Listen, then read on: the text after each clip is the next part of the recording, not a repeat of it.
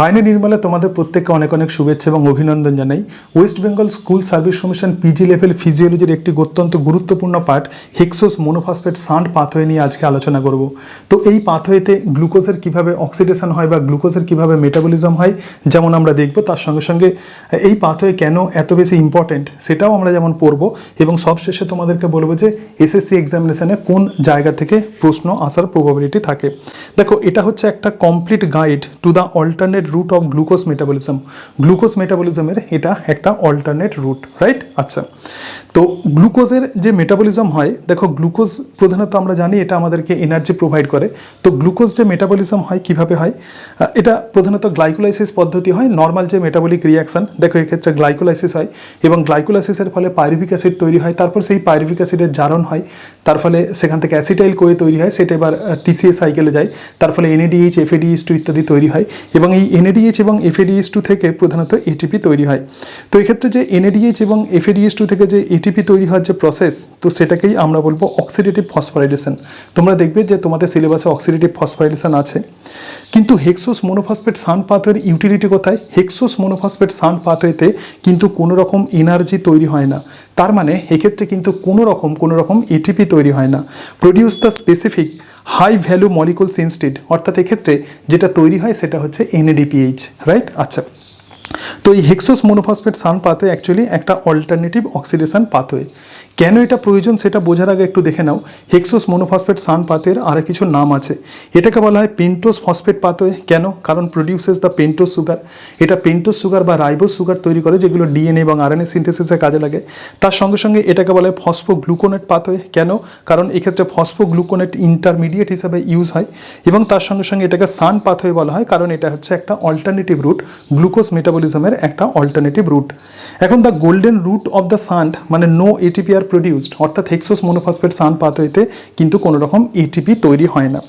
এবার দেখো, এক্ষেত্রে গ্লুকোজ ইজ অক্সিডাইজড, মানে গ্লুকোজ কিন্তু এক্ষেত্রে জারিত হয়, but energy is not produced. Glucose জারিত হয় কিন্তু কোনো রকম এনার্জি তৈরি হয় না।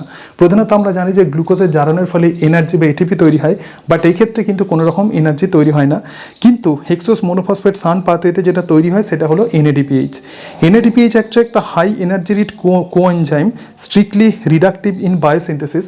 অর্থাৎ এই যে এনএডিপিএইচ যেটা তৈরি হচ্ছে এটা কিন্তু প্রকৃতপক্ষে হাই এনার্জি রিচ একটা কম্পাউন্ড।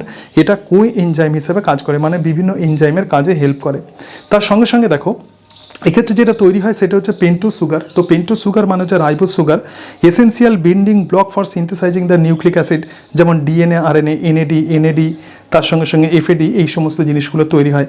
তার মানে হেক্সোস মোনোফসফেট শান্ট পাথওয়েতে এনএডিপিএইচ যেমন তৈরি হয়, তার সঙ্গে সঙ্গে পেন্টোজ সুগার বা রাইবোজ তৈরি হয়, কিন্তু কোনো রকম এটিপি তৈরি হয় না। এটা ভালো করে মাথায় রাখবে, this is very very important.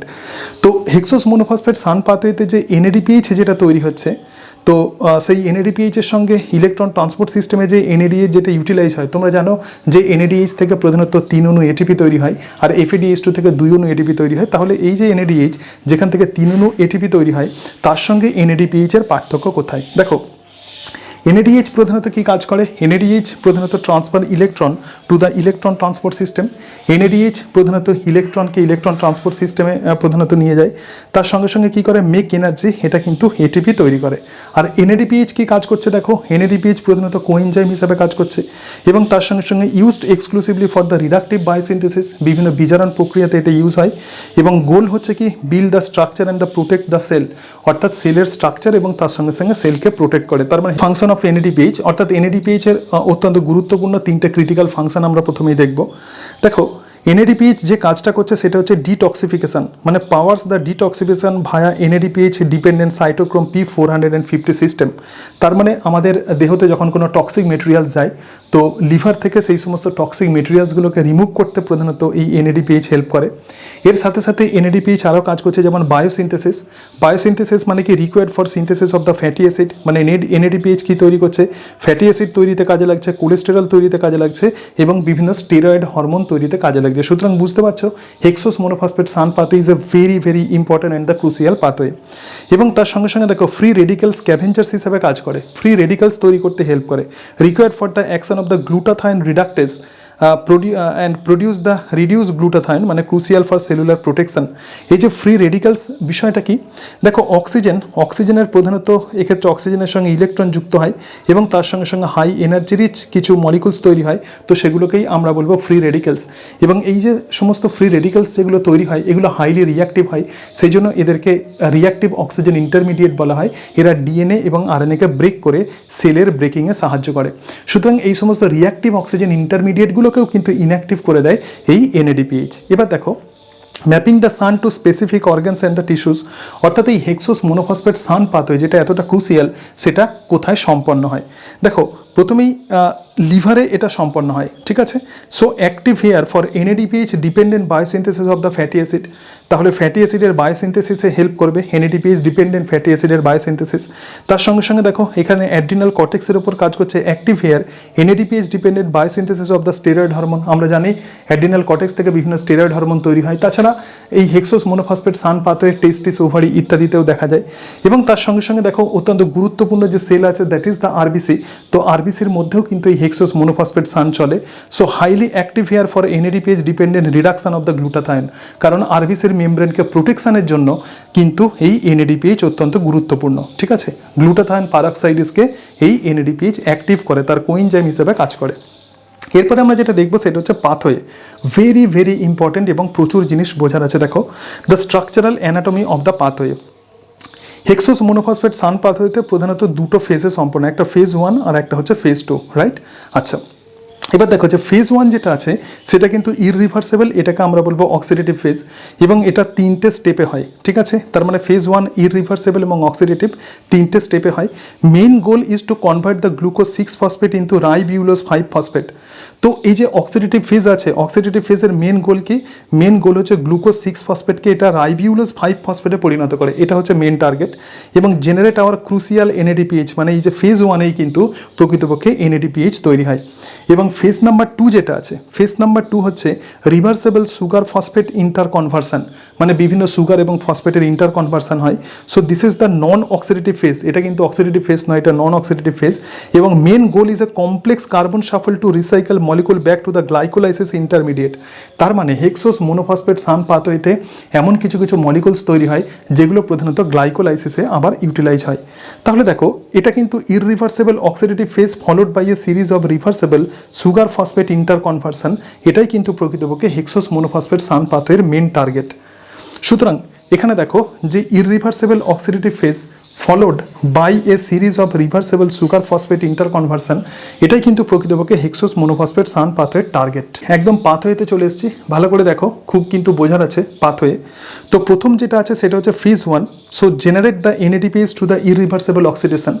তার মানে কি, ইররিভার্সেবল অক্সিডেশনের মধ্য দিয়ে এক্ষেত্রে এনএডিপিএইচ তৈরি হয়। কিভাবে তৈরি হচ্ছে দেখো, প্রথমে গ্লুকোজ 6 ফসফেট যেটা 6 কার্বনযুক্ত, ঠিক আছে। এই গ্লুকোজ 6 ফসফেট 6 ফসফোগ্লুকোনোল্যাকটোনে পরিণত হয়। কিসে পরিণত হয়? 6 ফসফোগ্লুকোনোল্যাকটোন। এবং এক্ষেত্রে যে এনজাইম কাজ করে তার নাম হচ্ছে গ্লুকোজ 6 ফসফেট ডিহাইড্রোজিনেস। তাহলে এই যে স্টেপটা আছে, 1 নাম্বার যে স্টেপ আছে, এটা কিন্তু ফার্স্ট রিয়াকশন এবং এটা হচ্ছে রেট লিমিটিং স্টেপ, এবং regulated by cytosolic NADP plus by NADPH ratio. মানে যদি এনএডিপিএইচ এর পরিমাণ কম থাকে তখন কিন্তু এই স্টেপটা সম্পন্ন হয়। ওকে, সো গ্লুকোজ 6 ফসফেট এক্ষেত্রে কিসে ট্রান্সফার হবে? 6 ফসফোগ্লুকোনোল্যাকটোন।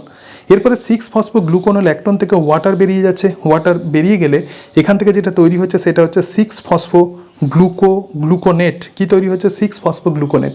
এটাও কিন্তু 6 কার্বনযুক্ত। এতক্ষণ পর্যন্ত কোনো অসুবিধা নেই। এবারে এই যে 6 ফসফোগ্লুকোনেট আছে, এই 6 ফসফোগ্লুকোনেট থেকে কিন্তু রাইবিউলোজ 5 ফসফেট তৈরি হচ্ছে। রাইবিউলোজ 5 ফসফেট তৈরি হচ্ছে, এটা কিন্তু 5 কার্বনযুক্ত। কেন? কারণ কার্বন ডাইঅক্সাইড এই স্টেপে রিলিজড হচ্ছে। এবং এখানেও কিন্তু এই 3 নম্বর স্টেপে যেমন এনএডিপিএইচ তৈরি হচ্ছে, তার সঙ্গে সঙ্গে 1 নম্বর স্টেপেও কিন্তু এনএডিপিএইচ তৈরি হচ্ছে। তাহলে হেক্সোস মোনোফসফেট সান পাথওয়ের মেন যে টার্গেট সেটা কিন্তু এই সময়ই হয়ে যাচ্ছে। এনএডিপিএইচ তৈরি এবং এনএডিপিএইচ তৈরি প্রথম যে ফেজ আছে, তো সেই ফেজেই হয়ে যায়। এরপরে দেখো, phase 2 begins with the reversible 5 carbon split. অর্থাৎ এই যে রাইবিউলোজ যে 5 ফসফেট আছে, যেটা 5 কার্বনযুক্ত সুগার, এবার কার্বনের সংখ্যাগুলো কিন্তু ভালো করে পড়তে হবে। দেখো, রাইবিউলোজ 5 ফসফেট এপিমারেজ এনজাইমের প্রভাবে জাইলিউলোজ 5 ফসফেটে পরিণত হতে পারে। জাইলিউলোজ 5 ফসফেট হচ্ছে 5 কার্বনযুক্ত সুগার, এবং তার সঙ্গে সঙ্গে আইসোমারেজের প্রভাবে রাইবোজ 5 ফসফেটে পরিণত হয়। যখন রাইবোজ 5 ফসফেটে পরিণত হয় এক্ষেত্রে কি হবে, if the cell needs the synthesis of the DNA and RNA, তো ribose 5 phosphate is pulled completely out of this pathway right here, তখন এই রাইবোজ 5 ফসফেট কিন্তু ইউটিলাইজ হয়ে যায়। তাহলে হেক্সোস মোনোফসফেট শান্ট পাথওয়ে এটা হেল্প করছে প্রধানত ডিএনএ এবং আরএনএ তৈরিতে।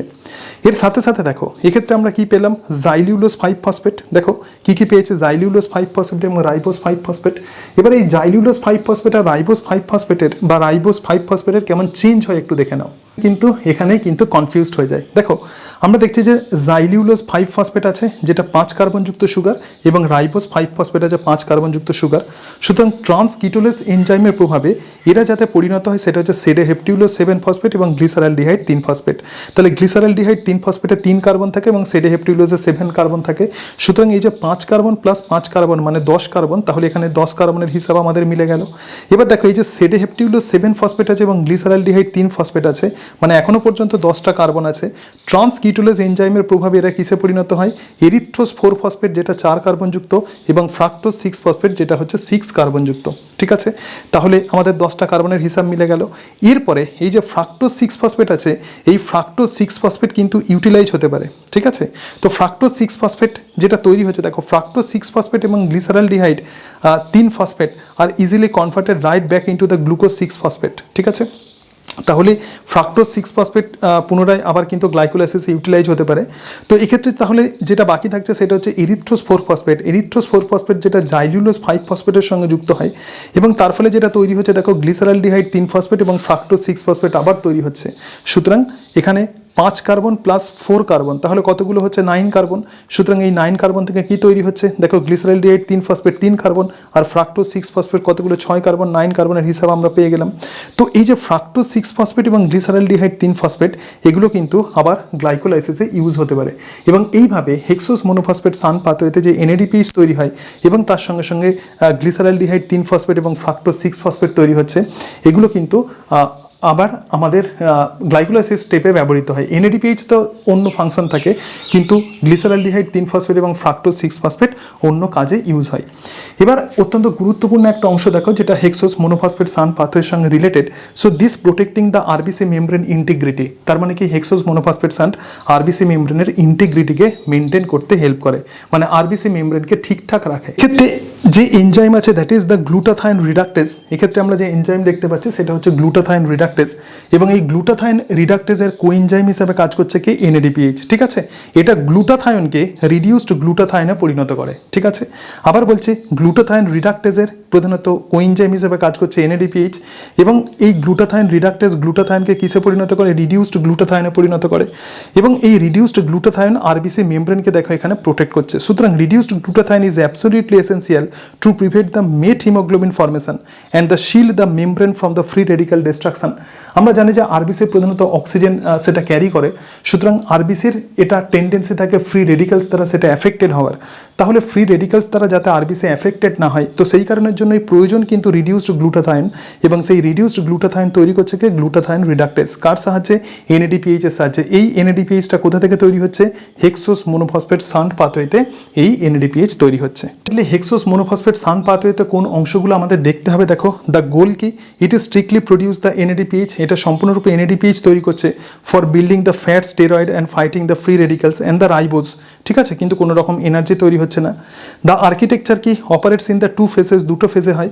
একটা অক্সিডেটিভ ফেজ যেক্ষেত্রে প্রধানত এনএডিপিএইচ তৈরি হয়, followed by a reversible carbon shuffling phase, মানে সেকেন্ড যে ফেজ যেটা তোমাদেরকে দেখালাম বিভিন্ন এনজাইমের সাহায্যে যেটা সম্পন্ন হয়। এবং কন্ট্রোল ভালভ কোনটা, দেখো glucose 6 phosphate dehydrogenase is the rate limiting enzyme that control the entire pathway.